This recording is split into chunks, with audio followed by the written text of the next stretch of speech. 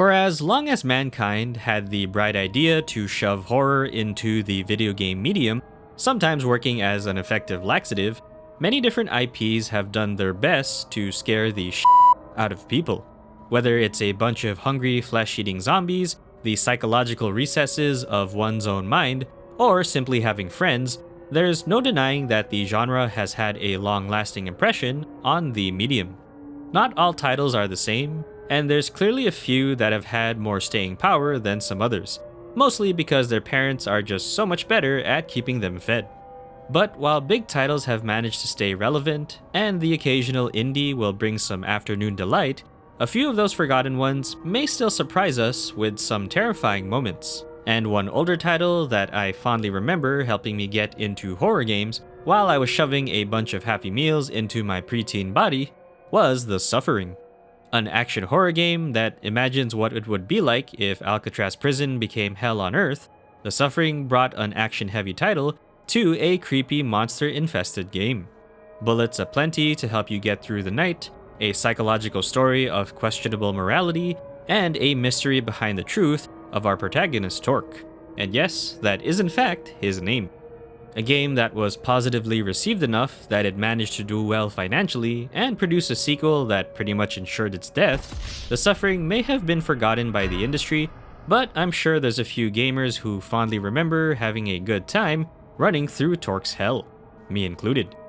So, is it still worth playing today?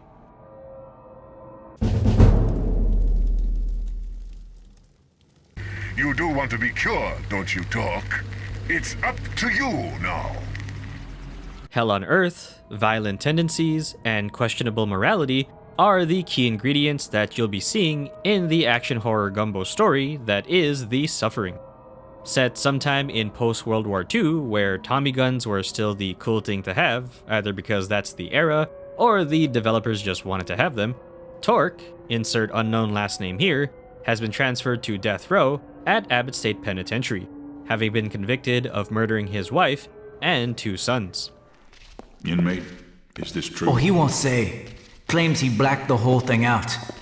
A likely story.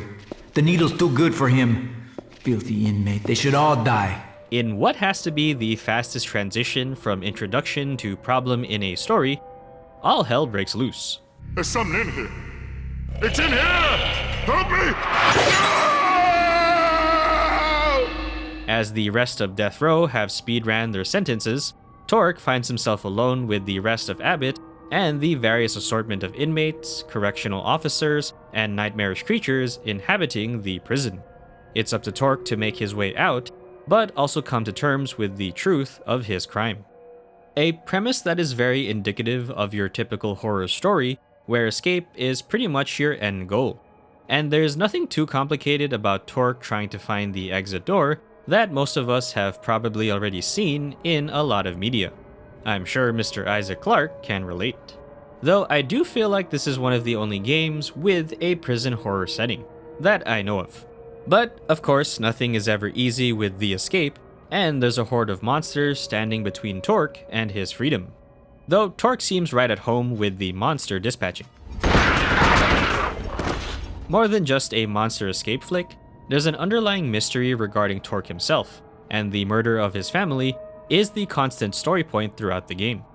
A lot of it portrayed very vaguely and mysteriously through unreliable hallucinations and flashbacks, but injecting the right amount of intrigue that would make players question what is real. Did he in fact kill his wife? Was he a good father and husband? And is he truly capable of such brutality? An interesting foil to Torque, especially because the 2 things he's good at are being right at home with a wide assortment of weapons and having the Gordon Freeman approach to silence. Inmate, back in your cell. Everything's under control.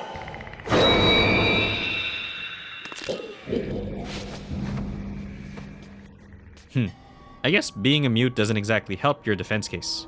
Since he can't portray himself verbally and lacks any emotional personality, the contrast with his violent capabilities and his mentally tortured family is our only means to understanding his character. What makes it more interesting is how the ending is affected by the amount of violence Torque commits against the human NPCs. Depending on how merciful or cruel the player decides to be, the ending, and even the fate of Torque's family changes. While the design of multiple endings is already a norm for most games, I thought the most interesting aspect was how the events can be changed retrospectively. It's pretty obvious, and the type of ending you'd expect for going either the good, bad, or even the neutral route, but I haven't come across a lot of games that change past events depending on the current choices. To my knowledge at least, and maybe there's a game or two out there that also utilizes the same concept. A very hellish trip that plays on the psyche of how we view Torque as the main protagonist, and I quite enjoyed this trippy ride. I wouldn't say it's as thematic as, say, something like James Sunderland and Silent Hill, but the psychological portions make the story much more interesting to get players interested in Torque. I do think the morality system isn't quite as complex or intriguing, and much of it pretty much boils down to how evil you want him to be, or how much you enjoyed Resident Evil 4 for Ashley's segments. How invested you are will depend on interest, but I only ever really sought the good or evil endings for the sake of an altered story. But what really makes the suffering most intriguing is how Carnate Island itself is rich with its own history. More than just a prison island, various locations house historical atrocities that have led to the hellish boiling point that the current inhabitants find themselves in.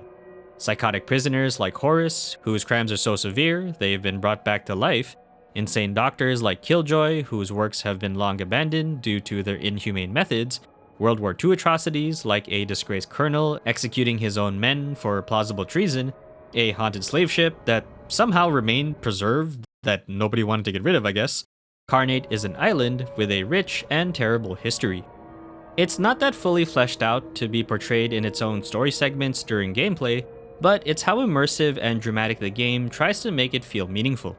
One of my favorite inclusions involves Clem and Consuela's journal that detail information behind each location and monster. It's a particular storytelling method that I like, where even though the game only gives you glimpses with haunted hallucinations, it's the lore pieces that make it come alive. Encountering the marksman monsters, for example, that are tied to the area regarding a dishonored colonel, and seeing how Consuela briefly describes the abandoned World War II fort relating to him. The fort's most notorious story is of its colonel, who executed 3 of his men for treason because a German airplane crashed on the island. Or Clem commenting on the monsters themselves. Based on the battery of rifles attached to its back and the blindfold around its head, this marksman appears to be the reincarnation of a military firing squad. Abbott was originally a POW camp during World War II, so it seems likely they would have had executions of that sort. It's that level of description that makes Carnate feel more memorable for me. Plus the inclusions of the prisoners and COs to round out the oppressive hopelessness that comes with facing down these nightmares.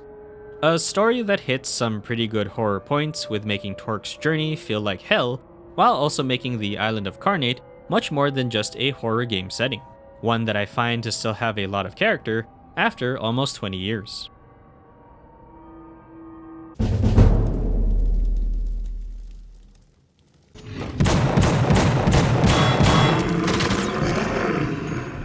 If there's one thing that the Suffering does without fault, it's the third person and I guess first person action. There isn't really much to elaborate on, other than the gameplay will have you shoot, shoot more, shoot even more, throw the occasional grenade, and maybe a stab or two, sometimes in your monstrous form.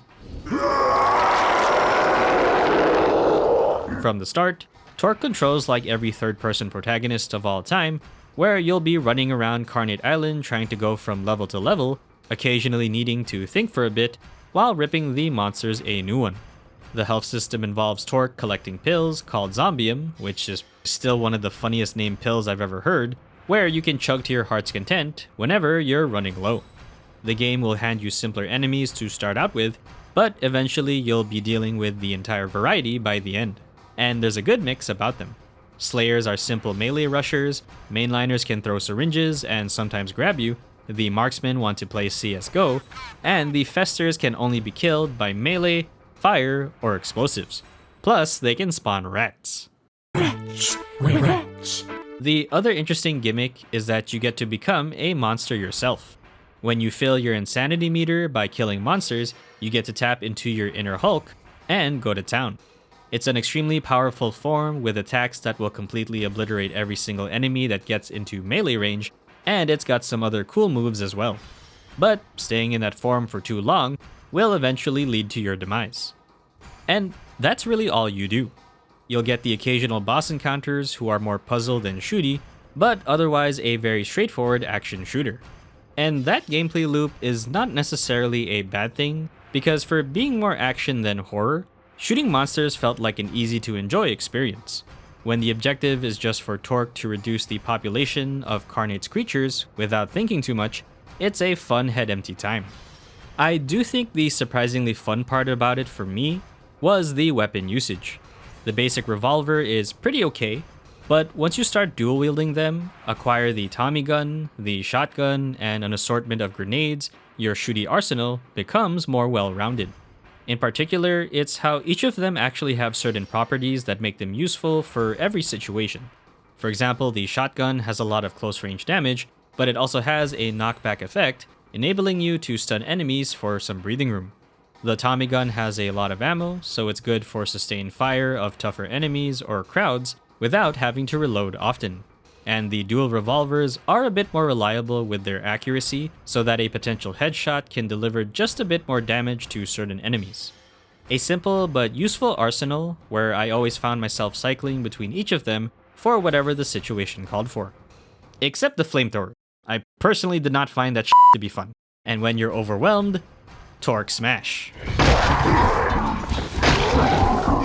Gameplay-wise, it's again solid, but I can also see why this makes the game less of a horror title and more of an action one. Because of how much shooting there is, it's sometimes hard to really get into the mood of wanting to be scared because of how little threats exist to create some tension in gameplay. This is more apparent in survival games because the stress factor is managing resources, meaning you can't simply blast your way out of every problem. With Torque, this is all you really do, and him being the second coming of the Doomslayer diminishes the scare factor of trying to stay alive. I can see why a lot of reviews back then didn't really think the suffering was a true horror experience, but I would argue those horror aspects are more of an emphasis with the story and atmosphere than trying to incorporate it in the gameplay. With the perspective changes, going into first-person mode often made the horror experience feel more claustrophobic. You get to see the enemies up close, which can make it especially scarier in tight spaces. The game also lowers the sensitivity in first person, so I felt just a bit more accurate when shooting compared to third. But they also have some weird advantages over each other, where first person often lets you skip animations of certain actions like opening doors, or how you can only combo with melee weapons in third person. I did try to switch between the two, just to see how they felt in certain levels, but I ended up staying in third person 90% of the time. Being able to see more of the surroundings was far more valuable for me in every single scenario. Though I did open doors in first person just to speed things along. I'm just gonna open this first. As for the morale system, outside of story interest, it largely depends on your ability to spare or save the NPCs.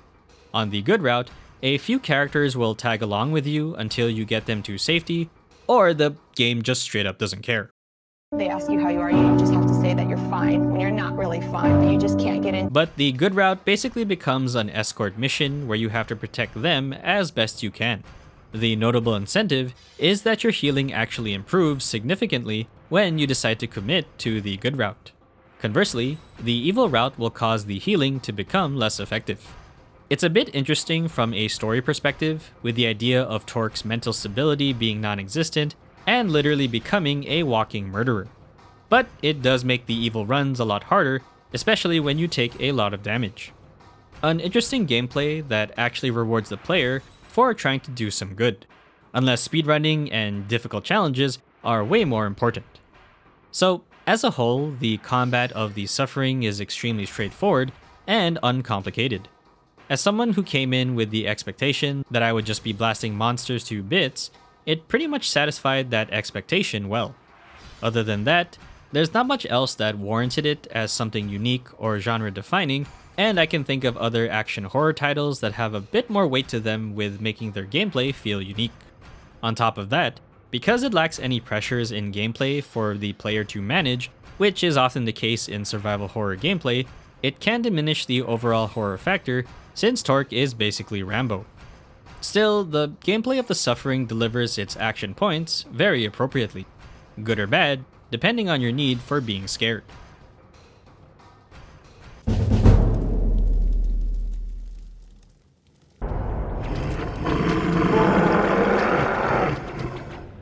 For PlayStation 2 graphics that's old enough to legally drink, it's very reminiscent of the early 2000s where 3D games really started to transition to realism. But despite the datedness of the generation, the presentation is still a unique point for me. I've only ever seen a handful of prison sections in video games, and the occasional one that's haunted, but the Suffering definitely takes the cake out of all of them. The concrete and gritty looking penitentiary taken over by Carnate's monsters, now darkly lit and riddled with the viscera of human remains, Abbott State Penitentiary definitely ranks in the top video game locations I would never want to visit. Even with the technical features of the game being old, it's got that unique retro point to it that makes it hold up for me. Kind of like how some games love emulating older generation graphics as the intended art style, I kinda like that older feel with the Suffering. How dark the environments are, and especially the monsters, the older graphics enhances the griminess of it all. A bit similar to how I feel about Silent Hill 1, and how that older engine feels more terrifying than pure realism. But in terms of bringing the horror, the monster design wins best in show for the whole game. The mannequin-like slayers who have shivs for limbs, the mainliners with their needle-ridden gangly bodies, the noosemen who appear from blood-soaked ceilings that will give Gordon Freeman some PTSD, to the Infernas who look like they got a sequel movie from The Shining, monster horror is what you'll get. When it comes to bringing the world of Carnate to life with sound, every effect is very tension-inducing. Since there's often a lack of music in place of most gameplay scenes, the sound effects tends to dominate the overall stage. As a result, when you hear the sound of large doors opening, Torque's footsteps, or just the occasional background noise to scare the player, unnerving is the exact sound profile you'll hear when the game does want to be scary. Conversely, loud gunfire and enemy noises turns the eerie atmosphere into more of an action one.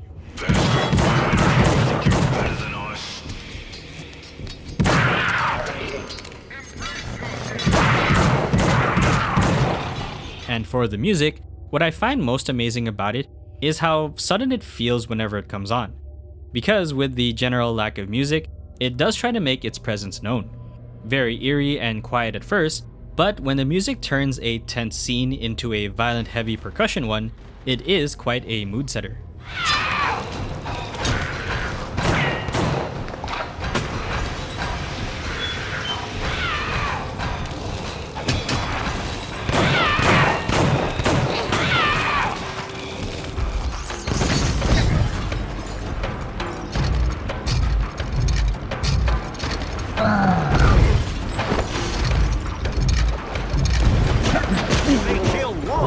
But another takes its place as quickly as you can reload. The voice acting was really good too. Usually my expectations are low when going back to older games where the performance borders on hilariously bad. Wow, what a mansion! But just like the graphics, the early 2000s also felt like a time when voice acting really saw some major strides with making video game characters come alive. So when the first scene introduces Torque, his COs, and the fellow death row inmates, it's a very strong mood setter with just the opening alone. Willie's bed isn't even cold yet, and already they brought in a new guy. I heard he killed his old lady and kids. Sick motherfucker. Be quiet, you jerry-curled fool. Don't you know who that is? Why should I? That's Torque, the man himself. My personal favorites go to Clem and Consuela due to how descriptive and emotional they get with detailing the findings of Carnate's monsters and locations. Slave shipwreck. On the northwestern beach of the island is a massive shipwreck from the early 18th century.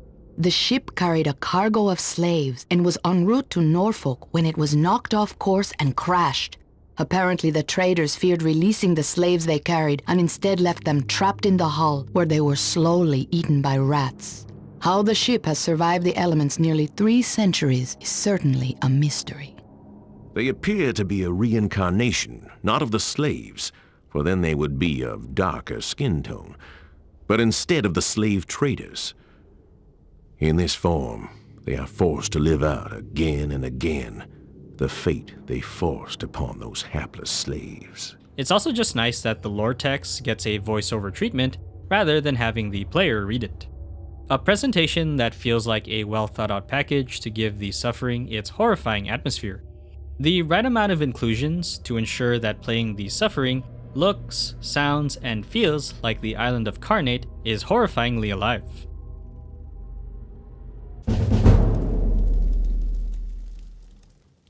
You always had the worst luck, T.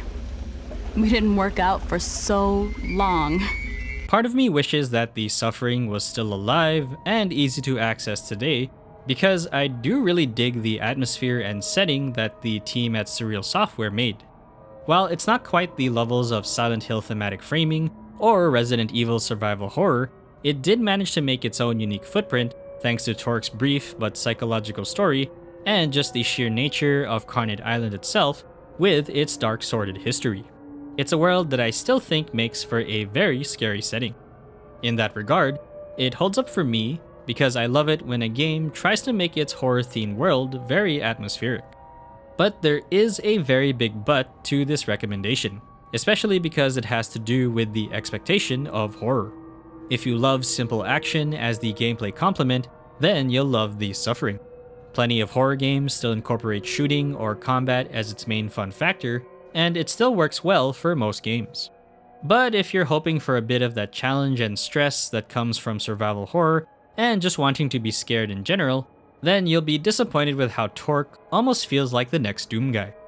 But in the end, it's hard for me to deny just how much character there is with the suffering, and I can't help but enjoy it. Not quite a perfect horror game, but one that I'm willing to suffer, get it, just so I can feel that depressing, uncomfortable mood with being stuck on a prison island full of hateful monsters. But that's gonna do it for today, guys. Thanks for sticking around. There will be more games to play and more videos coming soon, so please stay tuned if you'd like to see more. But for now, I'll see you all next time.